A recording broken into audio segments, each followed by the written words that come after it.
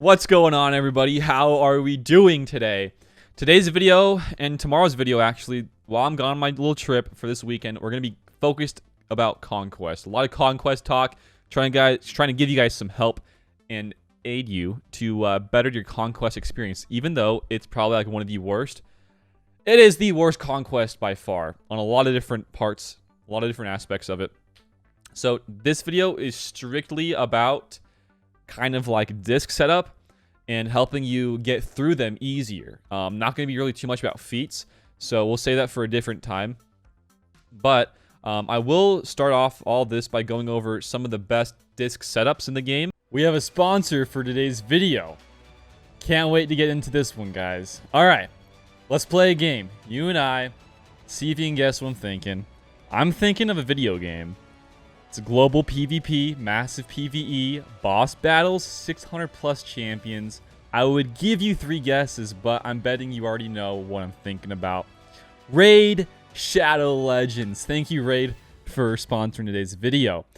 Be sure to check out the links down below in the description if you guys want to download it to your mobile phone or your PC. Down below in the description and maybe even in the comments. So go check it out, guys, and let's get on. If you've heard of Raid Shadow Legends, you know it's got a ton of champions, over 600 now. But it's also got an insane variety of bosses too. Let's put one of these guys in the spotlight today. The Guardian of the Void Keep, Malik Kavar. This guy was a priest of the light at one point, but he had an epiphany while he was stargazing at night one time. The way he saw it, light wasn't much of anything without darkness. Maybe he was right, maybe he was wrong. But his fellow priests didn't care for it, and they kicked him to the curb. Lucky for us, he went off to master the magic of the void. So now we have a nice supply of void potions to ascend our champions with. Not so lucky for us, he has something of a chip on his shoulder about the whole being exiled thing. So he's not giving up his potions without a fight. The main trick to fighting Malik is dealing with all the poison he puts out, because it's a lot. And he has an ability that deals all the poison damage all at once, which can nuke your whole team if you're not careful. His poison debuffs can't be blocked or resisted either, so you'll need shield buffs and healing to counteract the damage, or just the ability to remove the debuffs directly and often. If you can cleanse the debuffs on this boss, you'll be good to go. He doesn't have many other tools at his disposal, so just a lot of debuffs, a lot of poison. So going on that note of what is new, well, there's a lot of stuff happening in Raid right now, not just about Void and the Malik man, Mr. Poison himself, but there's a lot of stuff happening this month in Raid. They've got special events every single day, plus a bunch of awesome new champions, but the big update coming this month is the Guardian Ring. It's a huge feature that gives you a load of new ways to use your champions, including a whole faction guardian system, a new way to get legendary champions you missed out on, and an entirely new way to upgrade your favorite champions. It's a massive deal and something myself and the Raid community are super excited for. With all these updates, Raid has never been in a better place, and there are some more giant updates right around the corner, so if you were on the fence, now's the perfect time to get started. If you want to get a huge head start in Raid right now, all you have to do is hit the link in the description or scan my QR code and you'll get an epic hero, Chanoru, who is an amazing in the Doom Tower. 200k silver, 1 XP boost, 1 energy refill, and 1 ancient shard. So you can summon an awesome champion as soon as you get in the game. All this treasure will be waiting for you right here in the game, but you got to keep in mind that these will only last for the first 30 days if you're a new player. And also, if you guys want to add me up on Raid, definitely feel free to add me in-game. It's just Ian. I just want to give another big shout out to Raid for allowing me to sponsor, or allowing for them to sponsor my video today, and for me to cover Raid. It's a great game, guys. Go check it out, especially the Void and all these new fun things happening in the month of November for Raid. So thank you, Raid, and let's move on to the video. I can tell you right now that the most important discs to get would be the Caustic Emissions green or blue, and then ability exhaust. Those two are extremely important. So if you ever see a green or blue caustic emissions or an ability exhaust, guys, go for those. Those are so important. And also, I'd say up there would be thermal exhaust. So this setup right here, as we can see, we got volatile accelerator, This one is pretty much whenever you deal damage to an enemy, they get some debuffs. They get 3 damage over times. And then they get some TM. Nothing crazy, right? And then we got the, let's see, 1, 2, 3 caustic emissions. So for the blues, you get 3 debuffs. You get 2 dots and a burn. And same thing for the other blue one. So that's 6 debuffs. And then we have over here, thermal exhaust. So since we have 6 debuffs from the caustic emissions, the 2 burns plus the 4 dots, that's going to mean that we have 5 dots on an enemy. So they're going to get now 3 thermals. So that's going to be 6 plus the 1. That's going to be 9.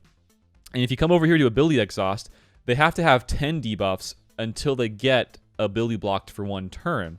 So we're going to have 9 debuffs on every enemy at the start of their turns, which is kind of nice. In my opinion, I like to get the 10 mark, but it's going to be hard to do unless like you have like crazy awesome luck with the caustic emissions discs. So yeah. Actually, wait, did I count this wrong? It's, wait, 3, 6. I'm so stupid, guys. I'm so stupid. They're going to have plenty of debuffs to hit the thermal 5 debuffs and then get ability block. So this is actually a god tier setup. I'm now just thinking about it. I'm so stupid. I don't know why I can't count, because every blue caustic you get 2 burns or 2 dots plus a burn. That's 3, 6, 9. Holy cow, Jessica, how did you? I think it's like my guild leader here. She got such great luck, dude. That's 9 debuffs plus the 3 detonators right here. What is that? 12? Yeah.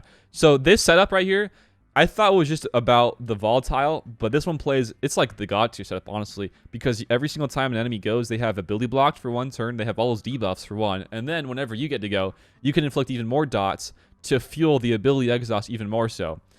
Very strong. And then also it says here, whenever an enemy deals damage, they lose TM. So like it's kind of evening out the TM stuff right there with the unstable detectors. Anyways, that's like the god tier setup, I'd say. That is very strong. This one over here is a bit different. Kind of the similar stuff. As we can see here, still caustic emission based, right? So again, we're going to have not just 3, but we're going to have an additional 4th caustic emission. That's a green one at the very bottom. We have 3, 6, 9. And then from the bottom green, that's going to be 11. We have 2 dots. So 11 plus the thermal exhaust one. That's going to be, let's see, extra 2. That's going to be 13 debuffs. Plus, we're going to have free ability blocks every single time they go. And then with this one, Amplify Agony in the top left, whenever we're inflicting a debuff on an enemy, we deal some more max health to them. It can't kill them, but it can do some nice damage. And then this one's very nice, the bottom left one, because this one gives the healthiest and the strongest ally marked. Very nice. As long as the marked ally is alive, everybody else has lower damage, or they take reduced damage rather. So another great setup actually. I would prefer something like this because with the other one, you have to take more turns to get the debuff stacking. But over time in Conquest, especially if you did not buy that Pass Plus with the recharged stamina and energy, you would probably want to go for something more like this. Something that, you know, still inflicts all the debuffs and they can't really go and they use their specials because of the ability block exhaust, right?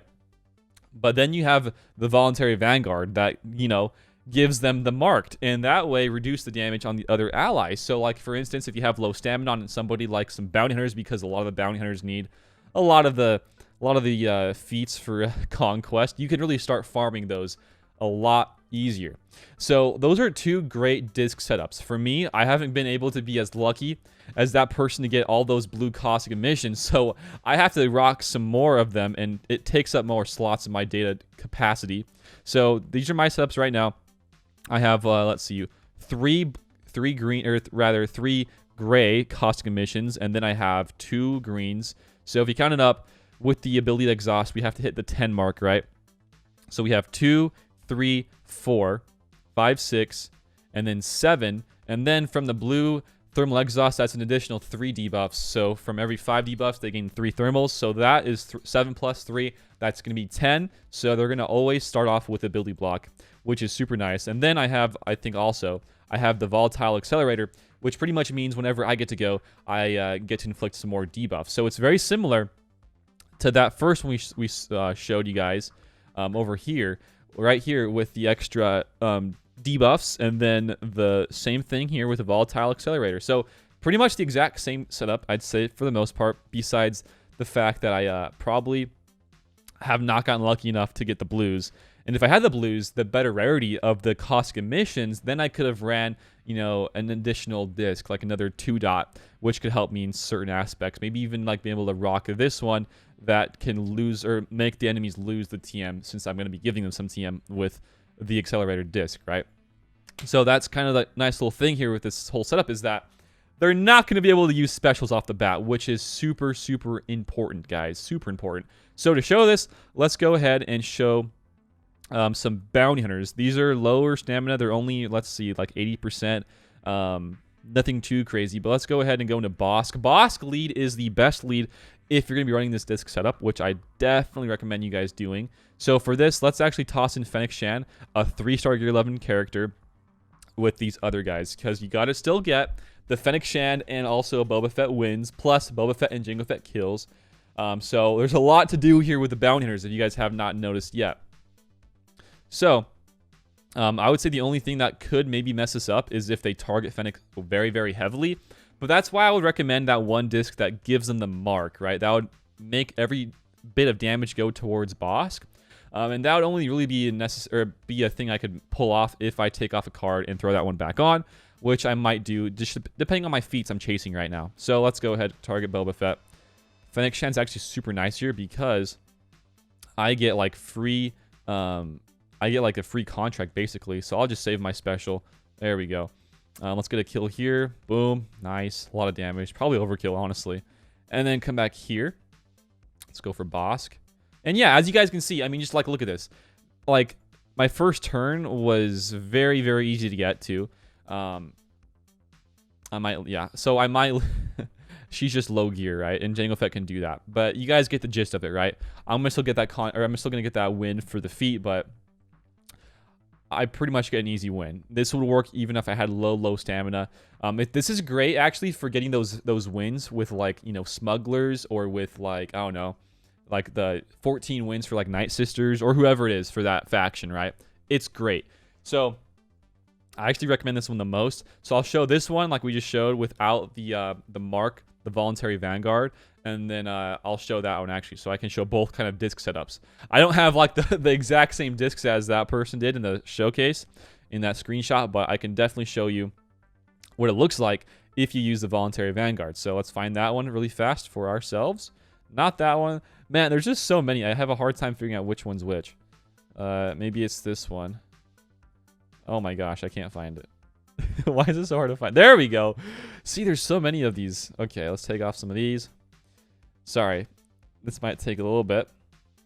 Okay, so I want to keep ability exhaust, but I'm going to take off on this one the volatile accelerator, because I still got to hit the 10 debuffs. So now if that's the case, I can actually take off a caustic and toss in like an insatiable or another 1-dot.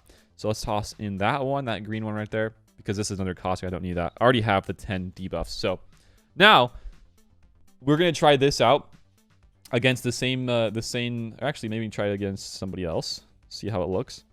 Maybe against, I don't know, Night Sisters. Let's try Night Sisters for once.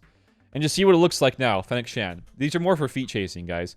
So this one, we're going to have the mark inflicted on the Bosk. So it shouldn't be that hard to get my turns off the bat, because they can't do basics, right? Or they can't do abilities, right? So there's no AoE damage off the bat. No AoEs. But in this one, you can see that I can't really get around these dudes. So here we go. Let's call in Fennec to assist. Okay. Get some nice damage there. And then, yeah, let's maybe do like a little AoE here. But yeah, I mean, you guys get the gist of it, right? It's like guaranteed ability blocks whenever they go. And honestly, if I just had a very hefty bunch of tanks, this is going to be the same thing over and over again. Like, I don't even need to take a turn to win. That's the whole thing about this, is why it's so nice. I don't have to get a turn to win. So let's actually get, I think I get some TM here, right? No, I do not. So let's just cleanse it off then.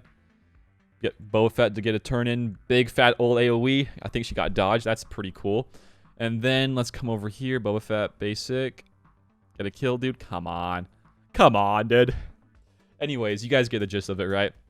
These are great for farming feats. I mean, this whole setup is amazing. It works with low stamina characters, and that's the best part about this whole disc setup, is rocking low stamina characters. So, you know what? That's probably about it for today. I'm going to save more stuff for my video tomorrow about more feats, about more just like an overview of Conquest, because I need some more videos while I'm gone. But yeah, I do know that some people just do not get the luck. Like, I've heard people just not get any good luck with even caustic emissions, even though that's a very, very not so rare disc. It's very common.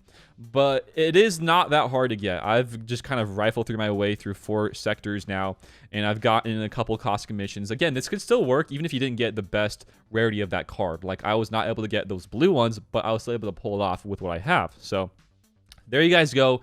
Great for farming the feats. I still use it to this day. I've used it for like the last sector and a half. It's so great. I would just say, you know, you can still use it, but against certain teams that on their basics maybe do some AoE damage. Like, for instance, this one right here with Canderous.